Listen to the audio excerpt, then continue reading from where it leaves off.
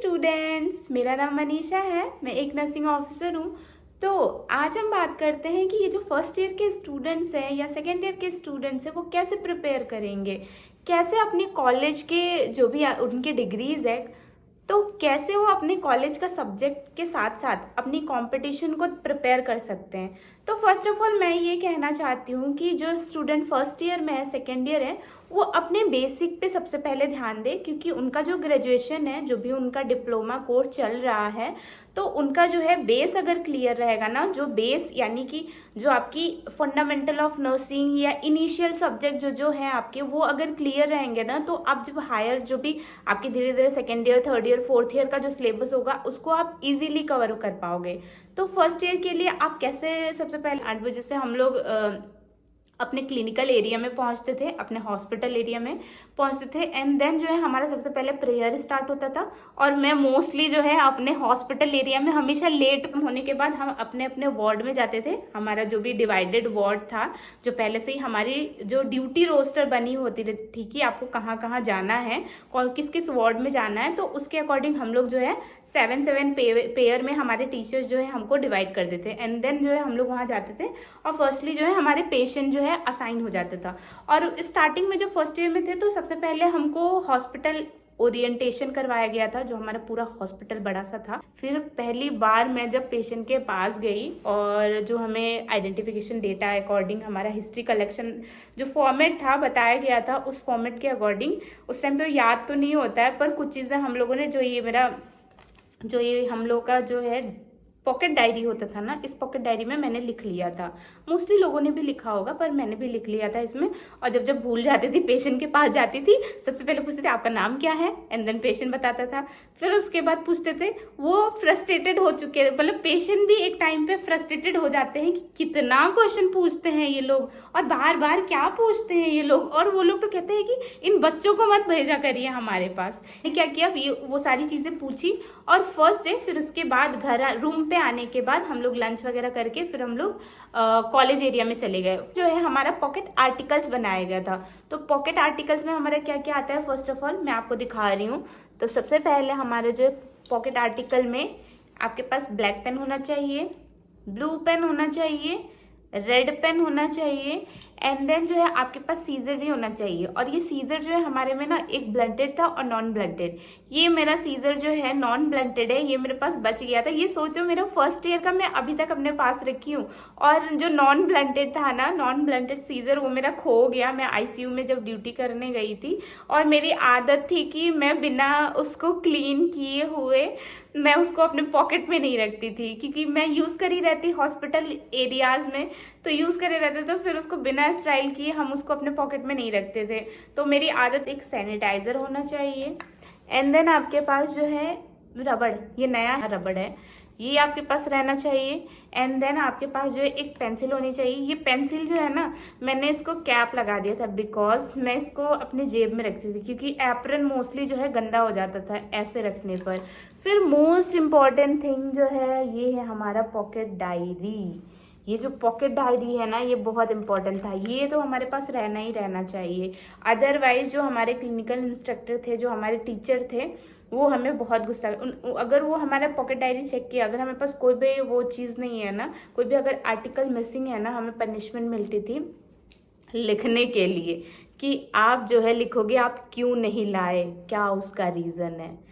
तो ऐसे होता था। फिर उसके बाद एक और चीज़ है जो कि मोस्ट इंपॉर्टेंट है, स्टेथोस्कोप। अब वो जो फर्स्ट ईयर का स्टूडेंट है, सेकेंड ईयर का स्टूडेंट है, थर्ड ईयर का, फोर्थ ईयर का भी, तो उसको सबसे पहले तो हिस्ट्री लेना आना चाहिए। जो भी हिस्ट्री के हमारे स्टेप होते हैं, आइडेंटिफिकेशन डेटा, जो आप लोग फर्स्ट ईयर में स्टार्टिंग में पढ़े रहते हो, नेम, एज, सेक्स, और उसके बाद क्या पास्ट हिस्ट्री रही है उसकी, सर्जिकल हिस्ट्री तो नहीं रही है, कोई मेडिकल हिस्ट्री तो नहीं रहा है, और जब पेशेंट जो है हमारा एडमिट हुआ था तब उसको क्या दिक्कत थी, या पेशेंट जो है अभी उसको क्या दिक्कत है, ये सारे कंप्लेन यानी कि चीफ कंप्लेन जो है पेशेंट के, वो सारी हिस्ट्री जो है आपको लेनी आनी चाहिए।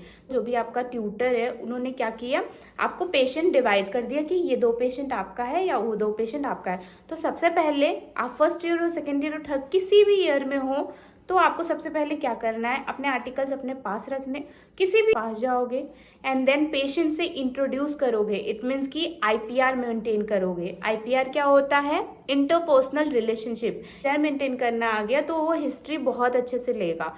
तो मैं अपने स्टूडेंट लाइफ में क्या करती थी कि सबसे पहले पेशेंट से आईपीआर मेंटेन करती थी एंड देन जो है पेशेंट का हिस्ट्री लेती थी कि पेशेंट क्या उसका चीफ कंप्लेन है या क्या उसका पास्ट मेडिकल हिस्ट्री है, वो सारी चीजें मैं पूछ लेती थी। भले वो कुछ ऐसा बताए जो मुझे समझ में नहीं आए, लेकिन पेशेंट अपने ही लैंग्वेज में वो बताता था, फिर उसको मैं उसके सामने तो नहीं नोट करती थी, बिकॉज वो सोचेगा कि मेरा कुछ इंटरव्यू चल रहा है, मेरे ऊपर कोई एक्सपेरिमेंट तो नहीं हो रहा है, इसलिए पेशेंट के सामने आपको लिखना नहीं है। हाँ, थोड़ी बहुत चीजें होता है कि इंसान भूल जाता है जल्दी जल्दी। फर्स्ट ईयर में ये स्टार्टिंग में थोड़ा दिक्कत आता है, लेकिन जब आप धीरे धीरे वो करने लगोगे ना डेली बेसिस पे, और जो आपका जो है हिस्ट्री कलेक्शन जो फॉर्मेट होता है ना, उस फॉर्मेट को आप याद कर लेना, जो आपको कॉलेज में मिलता होगा ना हिस्ट्री कलेक्शन फॉर्मेट। तो उस फॉर्मेट को आप याद क्या करोगे, जब आप डेली बेसिस पे पेशेंट से जब आप इंट्रोड्यूस करोगे ना, उससे आईपीआर मेंटेन करोगे ना, वो अपने आप आपको याद हो जाएगा एंड देन आपको याद करने की बिल्कुल भी जरूरत नहीं पड़ेगी। फिर उससे क्या होगा, उससे जो है आप अपने अंदर कॉन्फिडेंट डेवलप करोगे एंड देन जो है आप इजीली फाइंड आउट कर पाओगे कि पेशेंट का डायग्नोसिस क्या हो सकता है। फर्स्ट ईयर में तो नहीं, लेकिन जब आप सेकेंड ईयर में डायग्नोसिस वगैरह पढ़ोगे ना, इट मीन्स कि जो मेडिकल कंडीशंस होते हैं वो जब आप पढ़ोगे ना, तो आप जो फर्स्ट ईयर में हिस्ट्री लिए रहते हो, पेशेंट को देखे रहते हो, सपोज दैट डेंगू का पेशेंट आया, सपोज दैट डायबिटिक मेलाइटिस का पेशेंट आया, यानी कि डीएम का पेशेंट आया, तो जो वो हिस्ट्री बताया रहेगा ना फर्स्ट ईयर में, तो आपने उसके रिगार्डिंग पढ़ा नहीं होगा कि कौन कौन से डिजीज कंडीशन है। लेकिन जब आप सेकेंड ईयर में जाओगे, थर्ड ईयर में जाओगे, जो डिजीज कंडीशन आप देखे रहोगे ना, तो वो जो आप फर्स्ट ईयर में हिस्ट्री लिए रहते हो ना, वो सेकेंड ईयर में आपको फायदा करता है, या सेकेंड ईयर में जब भी आप हिस्ट्री लेते हो वो आपका बहुत फायदा करता है। तो आज के टाइम पे देखने को मिलता है कि जो स्टूडेंट्स है ना, हिस्ट्री लेने से बहुत बचते हैं। वो हिस्ट्री नहीं लेना चाहते, पेशेंट से बात नहीं करना चाहते हैं, इंटरपर्सनल रिलेशनशिप मेंटेन नहीं करना चाहते, वो सोचते हैं कि कुछ भी हम लिख दें। बट ये आपको जो है नहीं करना। अगर आप चाहते हो कि आप अपना गवर्नमेंट एग्जाम निकालना चाहते हो या अपना जो ग्रेजुएशन है उसको अच्छे से करना चाहते हो, तो ये चीजें जो है बेसिक कुछ थिंग्स है। तो आपको क्या करना है, पेशेंट जब आप पेशेंट के पास गए होगे ना, पेशेंट से जब आपने हिस्ट्री ले लिया, तो पेशेंट का फाइल देखना है, पेशेंट के जो भी इन्वेस्टिगेशंस हुए हैं, जो भी रिपोर्ट्स है उसके, वो सारी चीजें आपको देखनी है। जो भी उसमें वैल्यूज आई हैं, उन वैल्यूज को नोट डाउन करना है, किस वजह से इतना आया है। तो अगर कुछ चीज़ें ना समझ में आए, वहाँ पे डॉक्टर्स अवेलेबल हो या कोई ऐसा सीनियर हो, तो उनसे वो सारी चीज़ें जो है आपको पूछना है। तो जब आप वो पॉइंट्स पूछोगे ना, जब आपको आंसर मिलेगा, तो जब पेशेंट का वो जो डायग्नोसिस रहेगा ना, तो जब आप थोड़ा भी उस डायग्नोसिस के रिगार्डिंग या उस डिजीज कंडीशन के रिगार्डिंग जब पढ़ोगे, तो इतनी सारी जब आप क्वेरीज खुद से किए रहते हो ना, उस क्वेरीज की वजह से क्या होता है, आपको आंसर मिल जाता है कि हाँ पेशेंट को ये डिजीज कंडीशन क्यों है। और फिर ये जब आप पढ़े रहते हो, किए रहते हो ना, तो जब आप फाइनल एग्जाम, जब अपना नॉर्मल एग्जाम भी देते हो, जो ग्रेजुएशन का आप अपना एग्जाम भी देते हो, तो उस टाइम पे क्या होता है, उस टाइम पे भी जब क्वेश्चंस आते हैं ना ऐसे, तो उस टाइम पे आप ऐसे फाइंडिंग्स लिख देते हो, या पेशेंट से जो आपने हिस्ट्री लिया, नर्सिंग केयर प्लान के अंदर आप ये पॉइंट्स इंक्लूड कर देते हो ना, तो वो उसके साथ साथ, और ये आपका ग्रेजुएशन को भी हेल्प कर दे रहा है, और साथ साथ में जब आप कंपटीशन के लिए बैठते हो ना, तो ये आपके वैल्यूज, जो आपने इन्वेस्टिगेशन वैल्यूज देखे हैं, वो वैल्यूज आपको उस टाइम पे रिमाइंड आते हैं। अभी आपको लगेगा कि नहीं, ऐसा नहीं होता होगा, भूल जाते होंगे, लेकिन वो उस टाइम पे आपको अचानक से याद आ जाते हैं। तो इस तरीके से आपको करना चाहिए। तो आप ऐसे करोगे तो जरूर आप अपने ड्रीम जॉब तक पहुंच पाओगे। और साथ में मैं जैसे क्या करती थी ना, मैं अब ऐसे बता रही हूँ जो कि मैं खुद ऐसा की हूँ, उसको बस आप एक बार करके तो देखो, एक बार कोशिश तो करो। जो जिस तरीके से मैं बोल रही हूँ कि ऐसे पॉइंट्स को लिखो और हर जगह नोट डाउन करो, या दीवार पे जहाँ पे भी मन करे, कॉपी में, कहीं पे भी, ऐसा लगेगा कि भूल रहे हो, लेकिन आप जब उसको करोगे ना, तो उससे आपको बहुत बेनिफिट होगा। मैं देखो ऐसे मैं आपको प्रूफ दिखा रही हूँ, क्योंकि मैं करती थी। ये पूरा चिपक गया है इसी में मेरा, एक दूसरे में ही। ये देखो, मैं कोर बॉडी टेम्परेचर जब फर्स्ट ईयर में थी, तो उसमें टेम्परेचर वगैरह भी मैं लिख लेती। और फिर ओरल बॉडी टेम्परेचर, जो मुझे हिंदी में समझ में आया, हिंदी में, इंग्लिश में समझ में आया, जिसमें मुझे समझ में आता था मैं लिख लेती थी। ये जैसे आप देखो इस तरीके से।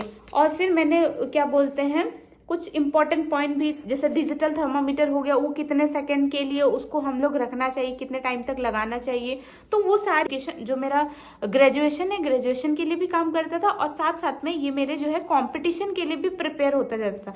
ऐसा मैंने कुछ स्पेशल अलग से नहीं किया। हाँ, जो भी आपका बेस है ना उसको क्लियर करोगे एंड देन धीरे धीरे आप जब उन सारी चीजों को अपने नोट्स में, नोट्स इन द सेंस कि आप कोई भी रफ कॉपी, रफ पेज, कहीं पे भी आपको कुछ मिले, कुछ ऐसा लगे कि कुछ नया आप देख रहे हो, तो उस नए चीज को आपको अपनी डायरी में, पॉकेट डायरी में, अदरवाइज पेज में, अदरवाइज कॉपी में, आपको जहां सही लगे उस चीज को नोट करके रखना है। रिंगर लैक्टेट में क्या होता है, उसमें कौन कौन से सॉल्यूशंस प्रेजेंट होती हैं, नॉर्मल सलाइन में क्या होता है, नॉर्मल सलाइन का पूरा नाम क्या होता है, या नॉर्मल सलाइन का केमिकल नेम क्या होती है, इन सारी चीजों को, इट मीन्स कि नॉर्मल सलाइन को हम लोग क्या बोलते हैं, सोडियम क्लोराइड। सोडियम क्लोराइड का मतलब पता है ना, वो नमक होता है, उसके अंदर केवल और केवल नमक भरे हुआ है, फ्लूइड के साथ यानी कि वाटर के साथ उसमें नमक भरी हुई है। ठीक है, तो इन सारी चीजों को आप लिख सकते हो, समझ सकते हो, तो ऐसे आप अपने प्रिपरेशन को कर सकते हो। आई होप सो आपको ये वीडियो पसंद आया। वीडियो पसंद आया तो उसको लाइक एंड सब्सक्राइब कर देना। एंड देन और कोई क्वेरीज हो आपका तो आप अपने आप कमेंट सेक्शन में लिख सकते हो। एंड देन मुझे जैसे जैसे टाइम लगेगा मैं आपके हर सभी के सवालों के मैं जवाब दूंगी, तो उसके लिए परेशान मत होना। और आप अपने कॉलेज के साथ साथ में आप अपने जो भी आपका पढ़ाई है ना उसको मेंटेन करके रखो। डेली बेसिस पे कुछ ना कुछ पढ़ते रहो। और कोई बात नहीं, अगर बीच में अगर हल्का सा भी ये हो कि हाँ एक दिन नहीं पढ़ पाए, 2 दिन नहीं पढ़ पाए, कोई बात नहीं, लेकिन अगर वो 1 या 2 दिन जब आप नहीं पढ़े हो, जब आप तीसरे दिन उस चीज को पढ़ो तो उस दिन आपको पूरा टोटली यूटिलाइज करना है। वो ऐसे करके आपको पढ़ाई करना है। आई होप सो आपको पसंद आया। Okay, bye bye.